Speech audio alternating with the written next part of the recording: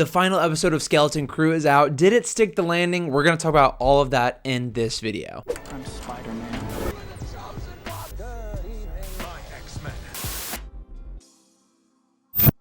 I really cannot wait to talk about this finale and honestly just the series as a whole, but before we do that, we're on the road to 3,000 subs and we're getting pretty close. If you're new to this channel, I would love to have you here. Also, leave your comments down below. I most likely will respond to them considering I'm potentially going to be doing a podcast style video very soon, wrapping up this show, talking about it, and I want to use your guys' comments, so leave those thoughts down below. Now let's go ahead and recap the events that take place in the finale, and then I'll give my thoughts on everything as a whole afterwards. And I just gotta say, as a little teaser, my heart is full. So obviously this episode starts with the ending of last week's episode where Jod is assuming control as the emissary of the Republic to Ad-Atten. He's now not only taken the kids hostage, but also their parents. One of my favorite things about this episode is how Jod kind of takes control of the parents, and the kids themselves are having to teach bravery to their own moms and dads. It's kind of a full circle moment here because everybody on Ad-Atten has only really ever listened to droid supervisors. They've never had really any conflict of any sort, but now they do, and they have to rely on their children to save them. Jod is making the droids watch every single movement of the children and their parents. And it's in this where the kids have to finally step up and face their fears, face their adversaries, and save the day. Jod wants all of his pirate buddies to come down and raid the planet of all of the credits and kind of just make them work as they were,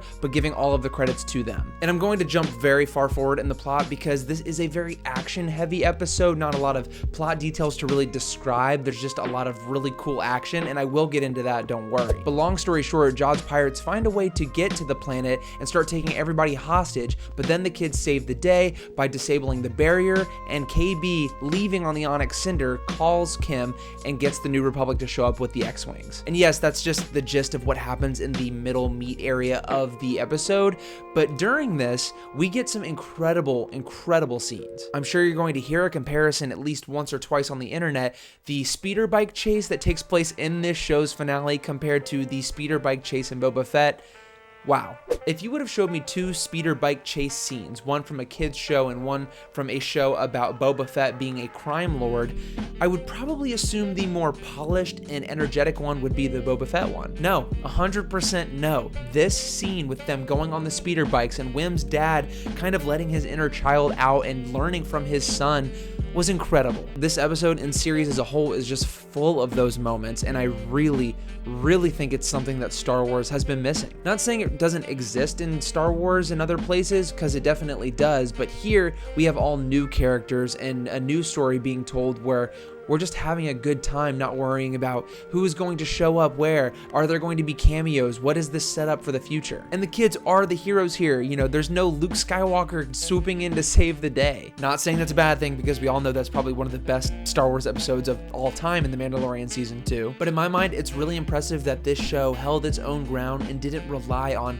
nostalgia or cameos. And with that being said, I think they stuck the landing. They really don't leave it open for Season 2. Obviously, Wim looks out into space and he sees the Republic shuttle and the X-Wings, and maybe he can become a pilot one day or something like that. But they're not teasing you. This isn't an ad for another season, kind of like what Acolyte did, I guess. This is self-contained. This is something that is so rewatchable, so enjoyable, and visually just stunning. I've said it for almost every episode, but the visuals in here are movie quality. Before I say anything else in terms of my thoughts and opinions on the show overall, we also do get a little bit of backstory with Jod here. It's just a little bit. It's not like a third act flashback where we spend so much time learning about him. We learn here, just very briefly, that he was actually trained to use the Force by a former runaway Jedi. We do learn that the Jedi is female. We don't know exactly who she was, but we do know that she has passed away, and ever since then, Jod has realized that the world is a dark and cold place, and there's only a few things worth living for, that being credits. Now, I do wonder where Jod is going to kind of end up in terms of the future of Star Wars and maybe even a second season for this show, because they do leave that unanswered.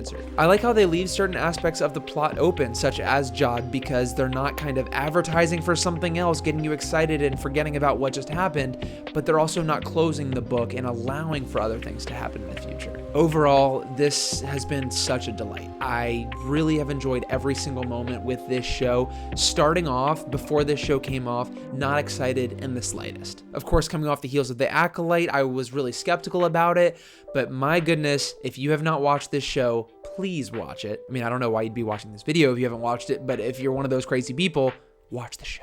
Let me just put it this way.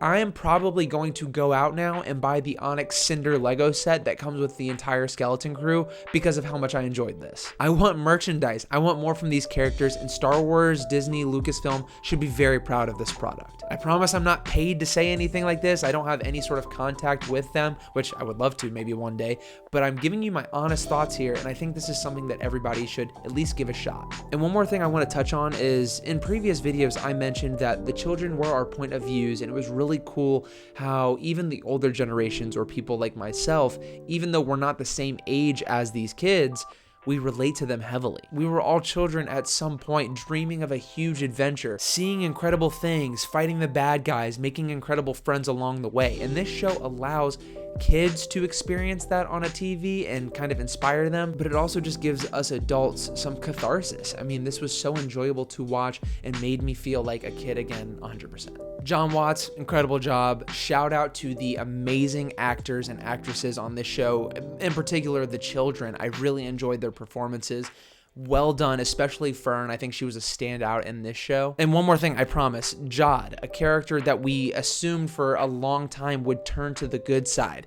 They stuck to their guns, and he is just a pirate. He was down on his luck, and like the kids, we are hoping, just because we have faith in humanity, that he would turn to the good side.